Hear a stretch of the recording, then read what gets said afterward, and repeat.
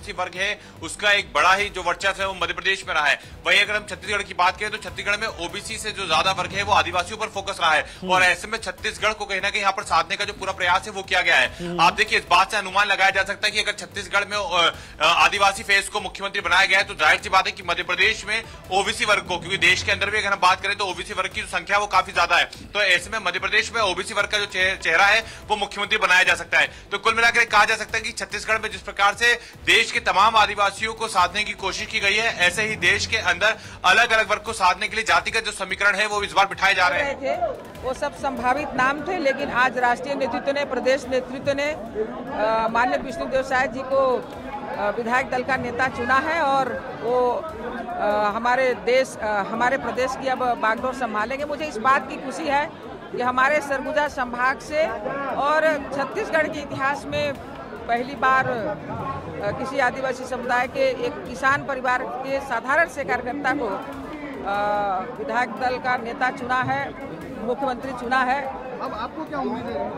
आपका नाम भी बहुत जोरों शोरों से चला, पहले दिन से चला। अब आपको क्या उम्मीद है? क्या डिप्टी सीएम जैसा कोई कॉन्सेप्ट आएगा या फिर कोई बड़ा पद की आपको मिलेगा? मैं शुरू से ही इस बात को बोलती रही हूँ कि संगठन का जब जब जो आदेश होता है हम सब उसको स्वीकार करते हैं। संगठन जो भी निर्देश करेगी मैं उसका पालन करूंगी। इस रेस में नाम था, वो बोल रही है कि वो इस फैसले से बहुत खुश है और एमपी भोपाल से मेरी सहयोगी करिश्मा भी मेरे साथ जुड़ चुकी है। तो करिश्मा, रिजल्ट आने के बाद से हम और आप लगातार ये चर्चा करते रहे कि देखिए बीजेपी अपने फैसलों से सबको आश्चर्यचकित कर देती है। ऐसा ही कुछ हुआ मध्य प्रदेश में पिछले कई दिनों से आप हैं, क्या वहां भी हम ऐसे ही सरप्राइज के लिए तैयार हैं? बिल्कुल, और इससे देखिए इसको नजरअंदाज नहीं किया जा सकता कि बीजेपी एक बड़ा सरप्राइज यहां पर भी दे सकती है। हालांकि अगर हम छत्तीसगढ़ के इलेक्शन की बात करें तो छत्तीसगढ़ में घनश्याम एक अहम बात मुझे ये लगी कि ये संघ के बेहद करीबी हैं। इसके साथ साथ इनकी प्रोफाइल को और मजबूती देता है कि ये कभी भी भ्रष्टाचार में कभी भी शामिल नहीं हुए या कोई भी बड़ा ऐसा आरोप इनके ऊपर नहीं लगा। इसके साथ साथ 1989 से राजनीतिक जीवन में काफी सक्रिय रहे। 2000 जिस तरीके से प्रदेश अध्यक्ष की भूमिका निभाई, मोदी सरकार में मंत्री भी रहे, तो कई महत्वपूर्ण पद भी इन्होंने संभाले हैं, लेकिन इनकी जो छवि रही वो बेदाग रही। सबसे बड़ा आदिवासी चेहरा। इस बार जानकारी जो मुझे निकलकर सामने आ रही है कि अलग अलग राज्यों में, जो 3 राज्यों में इलेक्शन हुए हैं, इन तीनों राज्यों में जो चुनाव हो रहा है ये दरअसल जातीय समीकरणों को साधते हुए हो रहा है और हर तीनों राज्यों में आपको बता दें कि अलग अलग यहाँ पे वोट बैंक को साधने की कोशिश की गई। छत्तीसगढ़ में ओबीसी की अगर हम बात करें, आदिवासी की बात करें तो वो सबसे बड़ी संख्या में, और यही एक वजह है कि एक आदिवासी चेहरे को बीजेपी लेकर आई है। अब मध्य प्रदेश की अगर हम बात करें तो यहाँ पर ओबीसी फैक्टर पर जोर दिया जा रहा है। तो सवाल यही है, क्या मध्य प्रदेश में भी बीजेपी कुछ इसी तरीके से नामों से चौंकाएगी? राजस्थान में भी ठीक ऐसा ही होने वाला है। तो कुल मिलाकर फिलहाल जो हम देख पा रहे हैं, समझ पा रहे हैं कि बीजेपी जो नाम लेकर सामने आ रही है उससे चौंका रही है, लेकिन जिन नामों को यहाँ पे प्रेफरेंस दी जा रही है वो केंद्र और संघ के जो बेहद करीबी हैं। और वही बात अगर मैं मध्य प्रदेश के भी पर्सपेक्टिव से कर रही हूँ और हम डे 1 से कह रही हैं, एक ओबीसी चेहरा अगर बीजेपी रिप्लेसमेंट भी ढूंढती है तो ओबीसी चेहरे के साथ ही ढूंढेगी। लेकिन बड़े नेताओं को आखिर कैसे शांत किया जाएगा, इसलिए कोई भी असंतोष न बने। तो डिप्टी सीएम क्या कहेंगे विष्णु साय जी के लिए? कितने खुश हैं आज? आज मैं बहुत खुश हूँ कि आज मेरा बेटा को छत्तीसगढ़ का पूरा सेवा करने का मौका मिला, चांस मिला है। इससे और क्या हो सकता है? हाँ, आप सुन रहे थे और एक माँ से ज्यादा कौन खुश हो सकता है वो उनकी स्टेटमेंट से पता चल रहा है। एक बार फिर सुनवाते हैं कि उनकी माताजी क्या कह रही हैं।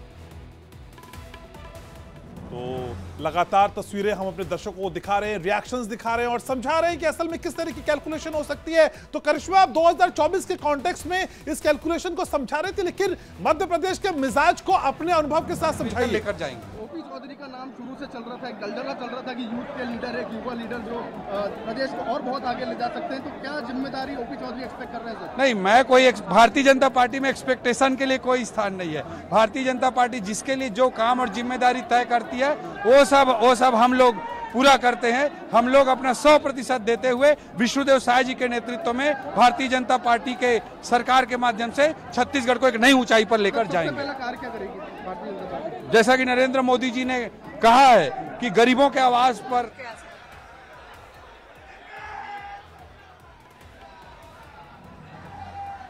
और सीधे रुक करेंगे ग्राउंड जीरो का। मेरी सहयोगी शालिनी मेरे साथ जुड़ रहे। तो शालिनी, दोपहर में हम और आप बात कर ही रहे थे कि कोई ऐसा नाम भी हो सकता है जो सरप्राइजिंग फैक्टर के तौर पे देखें तो, लेकिन ये मान लिया जाए कि इस नाम पर सबकी सहमति बनी है, किसी तरह का कोई असंतोष नहीं होगा, कोई गुटबाजी नहीं होगी।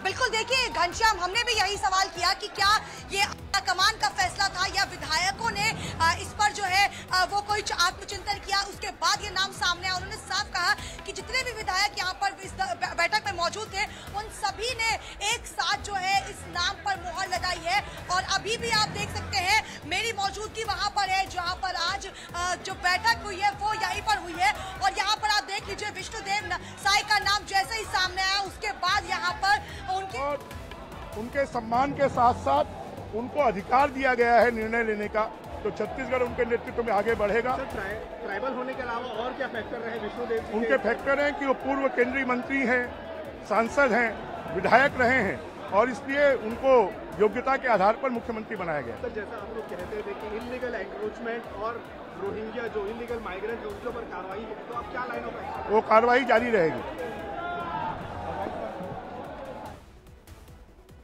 सर्वानुमति से छत्तीसगढ़ के नए मुख्यमंत्री के रूप में भारतीय जनता पार्टी के विधायक दल के नेता के रूप में श्री विष्णुदेव साय जी का चयन हो चुका है और उनके नेतृत्व में अब छत्तीसगढ़ में गरीबों के कल्याण के लिए सब अनेकों कार्य जो नरेंद्र मोदी जी ने गारंटी में दिए हैं उसे सब क्रियान्वित करने का काम हम लोग करेंगे।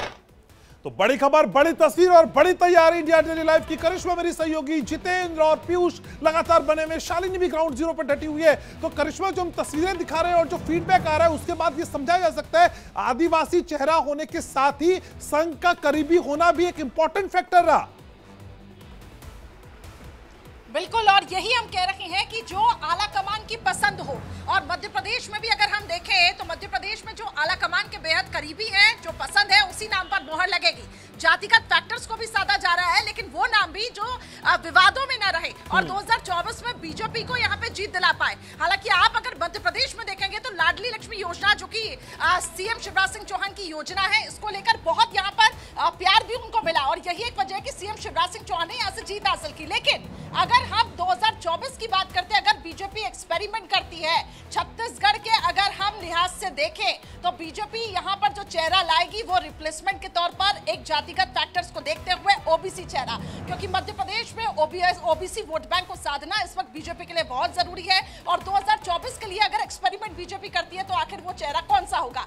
आज छत्तीसगढ़ में जिस तरीके से जो नाम सामने आया इसने सबको चौंका दिया, लेकिन एक कहीं ना कहीं अंदाजा घनश्याम, जो कि डे 1 से इंडिया डेली लाइव की जो टीम है वो ये कह रही थी कि बीजेपी जातीय समीकरणों को साध रही है। लेकिन करिश्मा, अगर छत्तीसगढ़ से आप मध्य प्रदेश की तुलना करती हैं तो ये कंपैरेटिवली कैसा आकलन होगा? एक जगह तो सरकार नहीं थी ना, अब एक जगह सरकार रिपीट हुई है, तो ये टास्क यहाँ पे कितना ज्यादा टफ दिखाई देता है, क्योंकि यहाँ पे शिवराज जी की अपनी एक फैन फॉलोइंग है।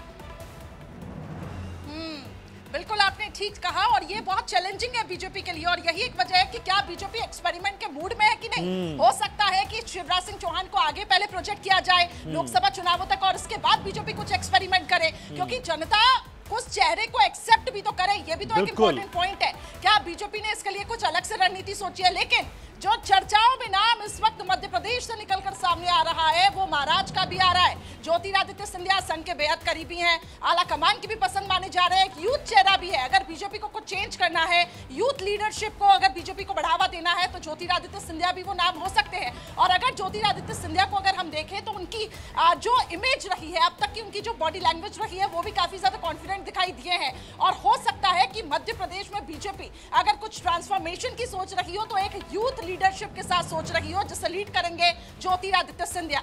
लेकिन उसी कड़ी में प्रहलाद पटेल का जो हम नाम बता रहे हैं ओबीसी है, वो भी ज्योतिरादित्य सिंधिया भी अगर हम बात करें तो ओबीसी फैक्टर को लीड करते हैं। लेकिन प्रहलाद पटेल सीनियरिटी के हिसाब से अगर हम देखें तो प्रहलाद पटेल का नाम आगे किया जा सकता है, लेकिन ये जो कोरा है घनश्याम, ये कल तक छट जाएगा और हम तो मध्य प्रदेश से रिपोर्ट कर ही रहे हैं।